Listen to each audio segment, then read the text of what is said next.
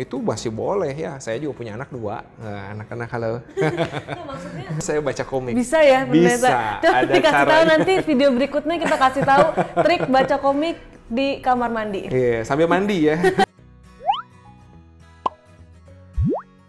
Oke guys, hari ini nih kita ada kedatangan pendeta Titus Martin yang jauh-jauh dari mana? Dari Dan Mogot. Dari Daun Mogot, jauh juga. Jadi hari ini kita bakal ngobrol-ngobrol tentang kehidupan pendeta Martin sebagai pendeta. Yang paling kita mau tanya sih tentang perjalanan pendeta Martin, gimana sih jadi pendeta? Boleh diceritain gimana pendeta? Oh, panjang nih kayaknya butuh 2 jam. Boleh, 2 jam kita punya ya, mampu 2 jam. Oke, saya mulai dari mungkin keterbatasan dulu ya. Begini, kenapa saya bicara keterbatasan? Karena sama mungkin ya dengan jawaban setiap orang ketika ada seorang hamba Tuhan atau mungkin pengerja gereja yang bertanya, kamu mau nggak jadi siswa teologi? Kamu mau nggak jadi pendeta? Jawaban saya sama seperti pemuda-pemuda kebanyakan. Saya bilang enggak, terima kasih. Langsung ditolak ya? Bukan panggilan saya. Saya ngomong benar seperti itu ya. Tetapi dalam perjalanan hidup itu kadang-kadang kita bisa menemukan satu saya sebutnya klik lah. Klik di mana sadar bahwa sebenarnya hidup kita itu tidak cukup kalau kita hanya pakai sekarang doang gitu loh. Iya, hanya mikirin yang fisik gitu ya. Sebenarnya ada satu klik dalam hidup saya yang membuat saya mulai berpikir bahwa jadi pendeta itu adalah salah satu panggilan yang paling berharga kalau memang Tuhan izinkan. Yaitu satu hari ketika pelayanan ya. Ini cerita awalnya nih ya? Cerita awalnya. Ketika pelayanan, saya diajak seorang pendeta, yuk pergi ke satu tempat. Ya, kenapa? Ada yang meninggal. Oke, yang meninggal siapa? Saya tanya. Oh, ini ada anak kecil. Ya saya oke aja gitu. Saya pergi ke sana, saya bantu pelayanan. Di situ saya menemukan satu hal. Saya lihat seorang anak kecil waktu itu yang saya tahu itu umur 12 tahun, terbaring, meninggal. Lalu saya dapat cerita bahwa sebenarnya malamnya itu dia masih main dengan keluarganya. Dia masih ngobrol, tapi sampai satu titik dia akhirnya bisa menghembuskan nafas. Di situ adalah klik saya. Di situ saya pikir, waktu itu umur saya sudah 23 tahun lah, 24 lah. Semuda sih. Ya, 24. Saya sudah dalam posisi, sudah ada kerjaan, saya udah posisi juga masih dalam proses ya untuk selesaikan ada kewajiban. Satu kewajiban. Tapi di situ saya akhirnya berpikir, kalau saya dipanggil Tuhan ya gimana? Dan itulah klik saya. Sehingga tadinya tawaran-tawaran yang jadi pendeta saya tolak, mulai jadi satu pertimbangan kalau memang Tuhan izinkan saya mau melangkah. Tapi bener-bener pikirannya langsung ya udah jadi pendeta deh, kan sebenarnya pelayanan tuh banyak kan ya, bisa jadi diaken juga atau bisa jadi apa gitu yang lain.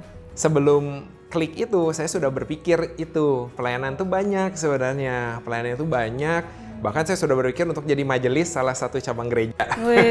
Karena waktu itu saya kuliah di satu cabang gereja, kemudian saya sudah nyaman di situ, saya sudah menghitung-hitung untuk biaya, untuk kehidupan saya mau jadi majelis di situ. Itu sudah pikiran saya. Dan saya berjanji dengan 2 orang teman saya.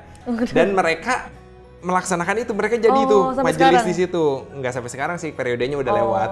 Mereka jadi majelis di situ, saya tidak. Saya jadi mahasiswa teologi. Beda naik level ya.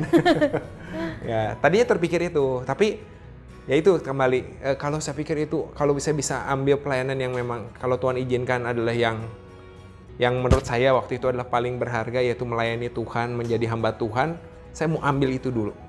Kalau Tuhan izinkan, saya mau ambil. Ya, kalau Tuhan izinkan, saya mau coba itu. Nah, kalau memang tidak di situ jalan saya, paling tidak saya sudah bisa mempertanggungjawabkan sama Tuhan. Tuhan, saya sudah coba, tapi ternyata bukan di sini. Saya mau ambil yang Tuhan sediakan untuk saya berikutnya. Terus taunya punya iman, ya udah deh, kayaknya jadi pendeta.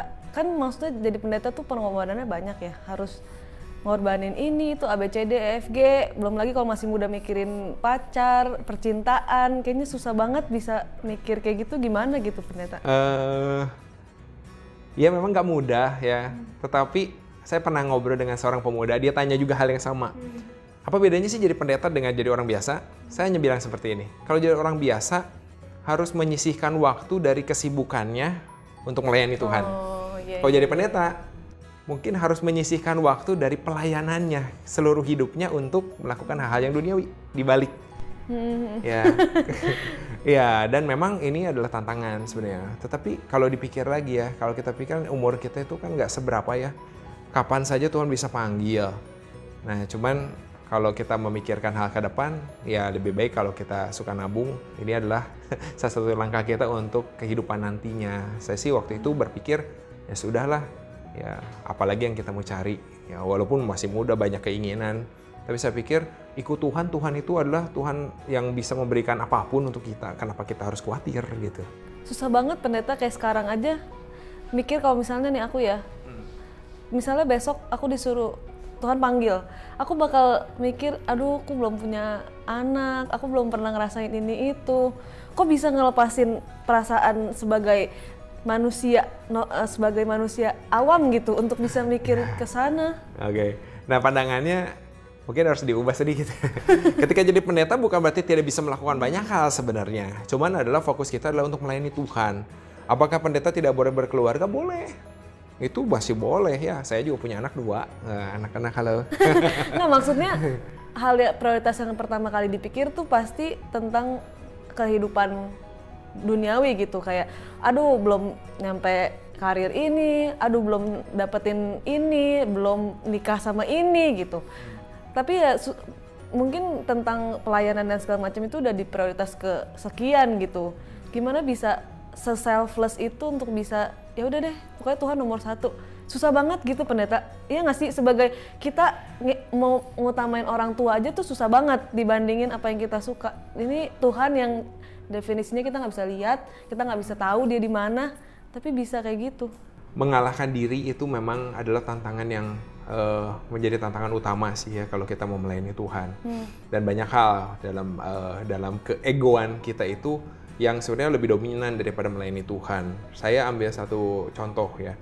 Waktu itu ketika saya mau ambil langkah untuk melayani Tuhan, sebenarnya ada satu pertimbangan yang menurut saya waktu itu sebagai seorang muda cukup berat. Ya, bukan masalah di keluarga ya. Walaupun keluarga saya memang waktu itu memang belum percaya Tuhan. Bukan masalah di situ, saya bisa hadapi itu karena saya tahu saya bersama-sama dengan Tuhan. Tapi lebih ke diri saya sendiri. Waktu itu saya benar-benar dalam satu posisi kecanduan. Kecanduan apa? Saya itu suka baca. Ya, saya tuh suka baca komik. Karena saya mulai membaca komik itu dari kelas 5 SD, mungkin apa 4 SD. Dan itu saya kenapa bilang kecanduan? Karena ketika saya bisa baca komik itu, saya bisa, emosi saya itu bisa meluap, bisa tersalurkan, saya bisa menangis, saya bisa ketawa. Dan hidup saya itu seolah-olah di situ gitu ya. Sehingga kalau satu hari nggak baca komik itu hambar. Saya benar-benar lakukan itu. Mau tidur saya baca komik, mau makan saya baca komik, bahkan mandi pun saya baca komik. Bisa ya pendeta? Bisa. Coba Ada dikasih cara. tahu nanti video berikutnya kita kasih tahu trik baca komik di kamar mandi. Iya, sambil mandi ya. tapi maksudnya saya benar-benar merasakan kecanduan, dan semua orang yang kenal saya ya, waktu itu saya juga ketika mulai kuliah ya, karena saya dibaptis itu pada masa kuliah. Orang-orang yang kenal saya di gereja juga tahu saya itu orang yang selalu bawa komik kemana-mana. Iya, saya berpikir ketika saya jadi hamba Tuhan nanti gimana ya?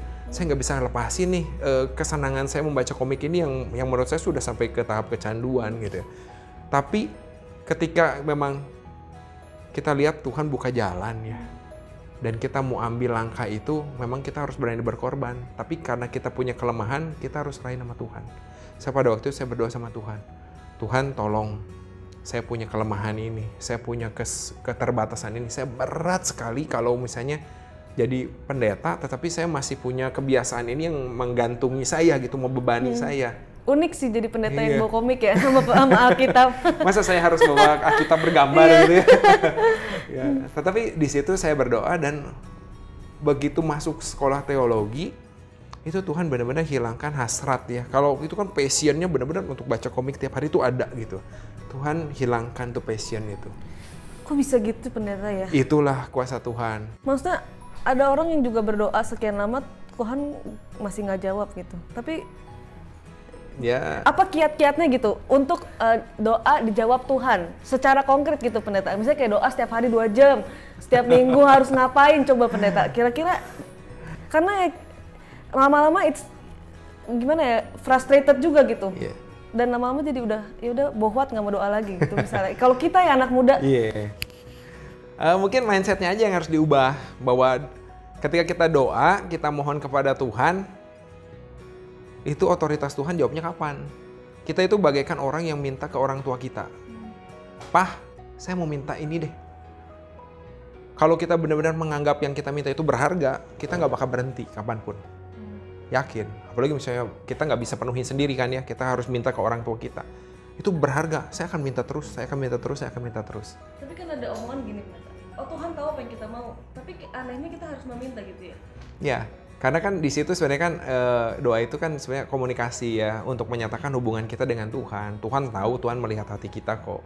Ya, tetapi sebagai anak sangat-sangat pantas kalau kita memohon kan. Kita harus lihat posisi kita ya, kita tidak memaksa Tuhan, kita tidak menyuruh Tuhan, kita memohon. Karena kita percaya hubungan kita dengan Tuhan itu adalah anak dan bapak. Kita anaknya ya secara sopan pun manusia pun pasti akan minta kan, sudah memohon kepada Dia. Itu ada satu hal yang wajar lah. Kalau secara manusiawi kita bisa lakukan, masa kepada Tuhan kita tidak. Walaupun Tuhan tahu. Ketika kita minta ya, bukan itu tuh yang Tuhan kasih, tapi itu pasti yang terbaik. Itu tuh yang bingung juga gitu pendeta. Kita berdoa terus, Tuhan nggak jawab nih, tapi kita harus terus memohon. Tapi Tuhan akan kasih yang terbaik gitu. Jadi dengan mindset Tuhan pasti kasih yang terbaik, apakah kita harus tetap memohon? Karena kita tahu Tuhan pasti kasih yang terbaik gitu. Yeah. Aneh nggak sih pendeta? Enggak ya? Mungkin untuk aku sih yang aku personally ya kayak bingung. Misalnya aku mau kerja A atau B nih. Apakah aku harus terus mohon ke Tuhan, aku mau A, tapi aku tahu Tuhan pasti siapkan yang terbaik gitu. Apakah aku harus tetap mohon? Nah, selain kita berdoa, kita harus percaya Tuhan beri yang terbaik. Kita juga kan punya panduan sebenarnya. Panduannya itu adalah firman Tuhan, ya. Dan kita bisa bertanya dan lain-lain kepada orang-orang yang kita anggap bisa memberikan nasihat-nasihat sebenarnya ya. Yang pasti adalah apapun yang kita pilih, kalau kita percaya itu ada dari Tuhan, itu tidak akan menjauhkan kita dari Tuhan harusnya. Tapi membuat kita dekat dengan Tuhan. Contoh, pekerjaan ada 2. Satu gajinya 40 juta. Satu gajinya mungkin 10 juta. Tapi yang 40 juta itu mengharuskan kita kerja hari Sabtu. Kemudian kita tidak punya waktu lagi untuk melayani Tuhan. Bahkan bukan untuk melayani Tuhan, untuk hidup kita aja kayaknya waktunya nggak cukup. Karena itu mengharuskan kita bekerja demikian luar biasa keras.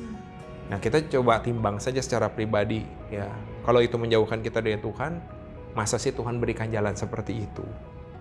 Ya, mungkin dengan gaji yang lebih kecil, tapi kita tetap bisa melayani Tuhan, bahkan kita bisa menjadi berkat untuk tempat kerja kita ya, karena kita masih punya kesempatan untuk memberitakan tentang Tuhan Yesus. Ya, kita ambil lah itu sebenarnya. Ya, memang semua berharap hidup itu bisa lebih baik kan ya, tetapi balik lagi ya, kalau kita hanya mikirin secara yang duniawi itu akan hilang, akan lenyap. Apalagi kalau kita kembali kepada Tuhan ya.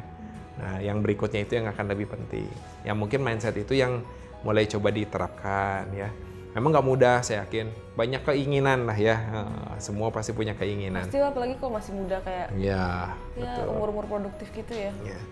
Tapi ingat, Tuhan bisa memberikan yang terbaik. Nah, itu pikiran itu tuh pendeta. Kadang membingungkan. Ya, saya dulu berpandangan ya, saya tidak punya pandangan untuk jadi pendeta sama sekali. Kenapa? Memang pada dasarnya saya itu orangnya pemalu. Saya tuh nggak bisa bicara dengan orang. Maksudnya gini, saya tuh kalau personal ngomong ya, sesuatu yang serius, kalau bercanda sih bisa. Kalau sesuatu yang serius, itu tuh saya akan gagap, awkward ya? Akan keringetan. Jadi ngomong itu nggak jelas gitu. Saya berpikir kenapa? Aduh, saya tuh memang begini orangnya nih, pemalu juga ya. Kalau misalnya saya jadi pendeta, apakah mungkin gitu ya? Memang nggak ada basic, kayaknya sih nggak punya talenta gitu ya. Tetapi ya udah. Bagi Tuhan tidak ada hal yang mustahil untuk mengubah itu semua. Sehingga saya pun akhirnya diarahkan Tuhan melalui jalan Tuhan yang tadinya nggak pernah kepikiran. Saya juga punya banyak keinginan gitu ya. Pengennya adalah ini, tapi Tuhan arahkan. Caranya adalah bagaimana? Saya harus kuliah meninggalkan keluarga saya. Cukup jauh. Dulu waktu masih saya kuliah, perjalanan itu minimal 1 hari dari kota asal saya. Pendeta jurusannya? Saya jurusan juga ekonomi. Oh. Saya SMA itu saya IPA. Wow. Coba ya, dari IPA karena Tuhan arahkan saya masuk ekonomi lagi yang saya harus belajar lagi, nggak tahu Tapi ternyata di situ saya menemukan satu hal bagaimana Tuhan membentuk saya untuk jadi pribadi yang lebih berani, lebih bisa bicara. Karena saya akhirnya menemukan satu jurusan yaitu yang saya tertarik sekali, yaitu marketing. Di ekonomi itu ada marketing dan mengharuskan kita presentasi, harus nanti bikin studi kelayakan usaha, harus. Berarti pinter jualan pendeta ya? Enggak juga sih karena belum terjun langsung ya. Tapi paling nggak ilmu-ilmunya dapat, dan ketika ya ada praktek-praktek di kuliahan, di perkuliahan itu bisa, dan itu ternyata membentuk saya akhirnya jadi lebih berani bisa bicara. Dan ketika akhirnya sekarang ya kita flashback ke belakang, jalan Tuhan. Ya, supaya ya memperlengkapi saya. Ya, saya tidak mampu tapi Tuhan kasih kemampuan itu. Terus kalau dari istri sendiri gimana tuh pendeta? Apanya? Ya gimana sampai sekarang pernah nggak sih ada istri pendeta tuh sempat kayak aduh coba nggak jadi pendeta gitu, atau enggak kayak berharapnya keadaan tuh beda loh gitu? Ya keseharian kita pasti selalu bergantung sama Tuhan. Setiap kali kita aktivitas sehari-hari pun ya selalu, kalau kita bangun 2 pagi kan karena kita ikut juga. Terus kita juga ada jam-jam doa ya. Memang itu adalah komitmen kita. Karena kita memang tahu kita kalau jalani kehidupan tidak mengandalkan Tuhan itu pasti berat ya. Karena kan saya pelayanan, dia juga harus banyak fokus untuk mengasuh anak-anak ya. Dan kadang-kala ya memang saya tidak bisa berada di sisinya gitu ya. Ketika dia menghadapi kendala-kendala, 2 kali dia melahirkan, saya tidak ada di sisinya. Ya. Bukan tapi saya datang gitu ya. Tapi datangnya itu adalah ketika dia sudah melalui masa-masa yang beratnya. Oh. Ya, yang banyak menemani itu justru pendeta-pendeta yang lain yang bertugas di cabang itu gitu ya. Saya berterima kasih kepada para pendeta yang menemani istri saya. Ya? Iya. Karena saya waktu itu ketika istri saya melahirkan kan rata-rata istri saya orang Sukabumi, dia melahirkan di Sukabumi. Saya tuh waktu itu bertugas sedang di Jawa Tengah, saya bertugas sedang di Jakarta, ya yang butuh waktu. Ketika dia anak kedua itu pecah ketuban di malam-malam itu saya nggak bisa langsung gitu ya, ada proses perjalanan dan lain-lain, dia dibantu oleh keluarga, dibantu oleh ada hamba Tuhan yang nemani gitu ya. Saya bersyukur ya banyak yang memperhatikan itu, dan saya yakin tuh karena ya Tuhan yang sediakan, karena saya melayani Tuhan, bukan saya jalan-jalan lalu dia melahirkan, ya itu beda ya. Ini saya sedang melayani Tuhan. Boleh ceritain nggak mukjizat terbesar yang pernah pendeta alami di hidupnya? Kayak mungkin Tuhan pernah langsung berbicara, atau nggak Tuhan pernah menampakkan diri? Mungkin luput dari lubang jarum, melalui lubang jarum. Wah, apa tuh? Ya, ini sebenarnya pengalaman untuk masuk ke dalam mengambil pilihan untuk jadi pendeta juga sih. Ya waktu itu saya dalam satu kondisi ya, di mana saya itu udah ibaratnya gini, nggak ada jalan untuk saya jadi pendeta. Ya, nggak ada jalan. Apa tuh? Udah doa tapi nggak stuck gitu? Waktu itu saya sempat menunda kuliah saya sebenarnya ya, karena saya bekerja. Waktu itu kan memang ada satu kondisi di mana kondisi keluarga itu usaha drop dan lain-lain, sehingga akhirnya saya putuskan saya stop dulu. Ya saya nggak konsentrasi ke kuliah, saya konsentrasi ke kerja. Nah, tetapi ketika itu kan akhirnya terus berlanjut sampai akhirnya ada panggilan dari kampus kan, misalnya, ayo dong diiniin lagi, gitu. Oke. Nah, ketika itu karena saya sudah kerja, saya sudah punya penghasilan, saya jadi bisa ya, oke. Nah, ketika saya selesaikan, ternyata ada satu kondisi saya itu nggak bisa ujian, nggak bisa sidang skripsi. Kenapa tuh? Bukan karena nilai saya jelek, bukan karena saya tidak bayar, karena ada perubahan kurikulum. Dan jadi kelas yang belum diambil? Nah, bukan. Ada perubahan kurikulum itu, saya nggak ikut perubahannya. Ketika ada perubahan kurikulum, saya pakai kurikulum yang lama. Ya menurut penjelasan daripada dosen saya begitu. Sehingga, kalau mau tunggu semester depan. Semester depan, waktu itu memang saya akhirnya kan karena saya tunda, akhirnya habis tuh masa kuliah saya. Semester depan itu saya harus masuk sebagai mahasiswa baru. Ulang lagi tuh? Ulang lagi, waduh, paling nggak bayarnya ulang lagi kan. Sedangkan untuk bayar jadi mahasiswa baru itu pasti mahal gitu kan. Waduh, saya di situ udah hopeless gitu ya. Terus saya berdoa sama Tuhan. Tuhan, tolong saya. Ya waktu itu saya sudah ambil posisi saya mau menetapkan hati kalau Tuhan izinkan saya mau jadi hamba Tuhan gitu ya. Udah ada pikiran. Tapi saya nggak mau ninggalin kuliah saya. Artinya gini, kalau saya ninggalin kuliah saya lalu saya masuk jadi pendeta, ya maaf aja ya, tapi sepertinya jadi pelarian gitu loh. Jadi pendeta itu karena kamu nggak lulus kuliah jadi pendeta, saya nggak mau itu. Maunya tapi kan dulu aja. Saya mau selesaikan, ya. Setelah itu saya masuk sebagai pendeta gitu ya. Nah, di situ saya benar-benar pergumulan karena saya datang nggak bisa, harus tunggu semester depan gitu kan. Sedangkan itu perkuliahan di STT juga sudah mau akan mulai gitu ya. Nggak bisa gitu ya. Saya berdoa sama Tuhan. Ya saya bergumul pada Tuhan. Sampai usahanya apa? Ya saya usaha setiap hari datang ke kampus gitu ya. Ke TU. Ngapain? Nggak tahu sebenarnya, cuma duduk aja. Saya pikir ya siapa tahu kalau misalnya saya bisa ketemu siapa orang ke TU, saya ngobrol, bisa nggak ada ini. Selalu saya tanya nggak bisa, nggak ada, harus tunggu semester depan. Sampai suatu hari ada seorang ibu, saya tuh nggak pernah diajar sama orang ibu ini nih. Tapi saya tahu, tapi dia dosen Kaprokdi juga. Ya. Terus dia tanya, kamu kenapa setiap hari kesini? Gitu. Dia mulai annoyed kali ya, pendeta datang terus. Ngapain nih orang ini datang terus, saya langsung cerita, begini Bu, oh ya masuk deh ke ruangan, masuk. Dia ternyata Kaprokdi ya, kepala program diploma studi. Akhirnya kayak ngobrol. Saya ceritakan semua. Saya ada kendala, saya tidak bisa sidang. Oh, kenapa? Kamu nilainya jelek? Saya bilang enggak, IP saya masih di atas 3, saya bilang. Kamu nggak pernah bayar? Enggak, administrasi saya lancar. Terus saya bilang karena ada masalah di kurikulum, saya nggak ikut.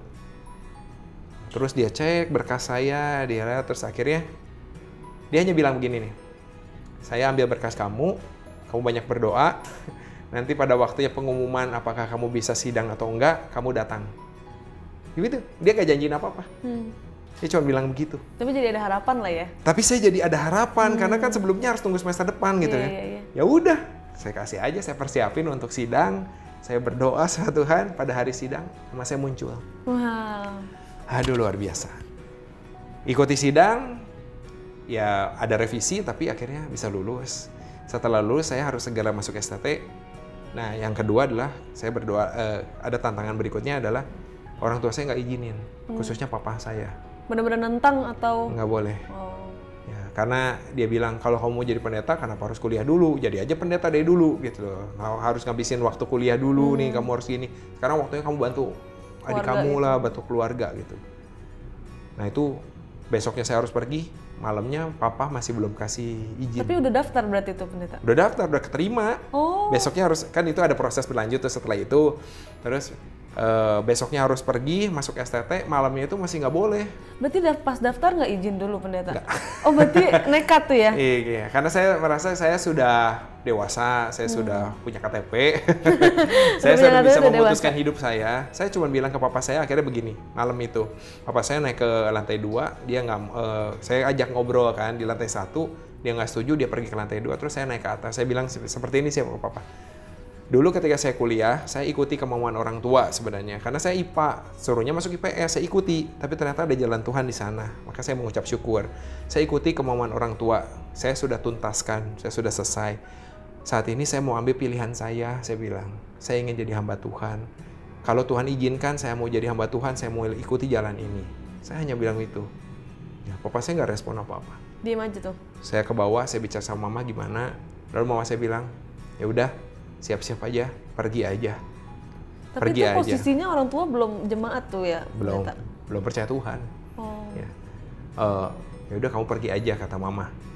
Ketika bilang gitu, tapi saya masih ganjel, saya nggak enak, belum dapat izin dari papa gitu. Saya berdoa. Besok pagi ketika saya mau pergi, siap-siap. Waktu itu saya pergi dari Cianjur tuh bareng pendeta Silas, kita naik bus ke Bandung karena itu. Papa saya turun. Ya, terus saya duduk sini. Oh, saya pikir saya mau dipukulin. Oh, karena dia nggak ngomong apa. Ya, duduk sini. Aduh, saya udah, ya Tuhan tolong gitu. Udah berdoa aja ya. Iya, saya duduk. Kau benar mau jadi pendeta? Iya, Pak. Diam aja. Aduh, saya Tuhan tolong. Kini juga bergumul kali ya? Iya.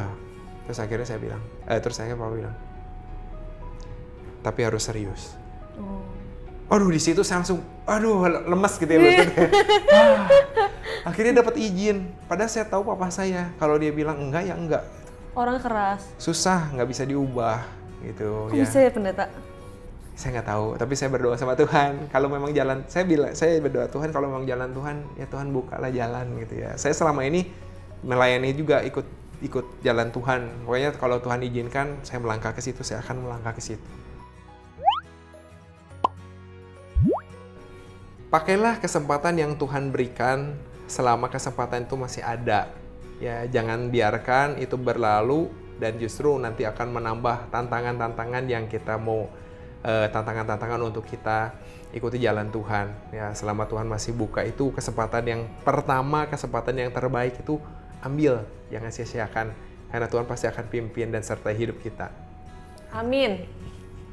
Oke guys, itu dia pembicaraan kita hari ini. Jangan lupa like, comment, and Subscribe. see you. Bye.